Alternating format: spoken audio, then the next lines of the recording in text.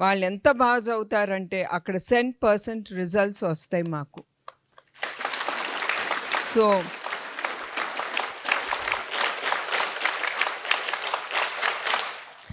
your clap shows that you are super disciplined. నాకు చాలా సంతోషంగా ఉంది. So that's what I'm saying. ఆ విలువ అనేది మీకు బాగా తెలుసు సిటీల కంటే కూడా. ఇప్పుడు మన నాయకుడు నందమూరి తారక రామారావు గారు ఉన్నారు.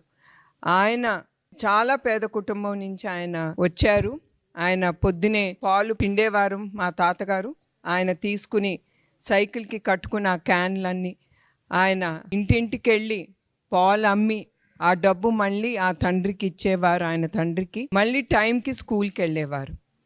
అట్లా ఆయన చదువుకుని కష్టపడి పైకి వచ్చిన వ్యక్తి ఆయన. అట్లానే చంద్రబాబు నాయుడు గారు కూడా చాలా చిన్న కుటుంబం నుంచి వచ్చిన ఆయన 7 కిలోమీటర్లు నడిచేవారు. వాళ్ళ అమ్మగారు క్యారేజ్ కట్టినప్పుడు ఆ క్యారేజ్ తీసుకుని ఆయన నడుచుకుంటా కాలేజ్కి స్కూల్కి వెళ్ళేవారు, గవర్నమెంట్ స్కూల్కి.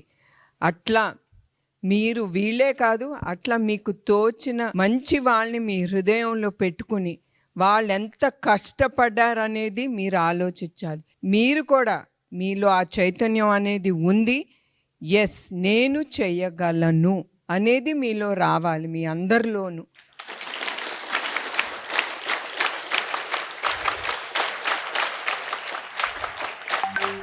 మీ అందరిలోనూ ఆ ఆలోచన రావాలి. తల్లిదండ్రులు వాళ్ళు మీ దేవుడితో సమానం, మీరు అది మర్చిపోకూడదు.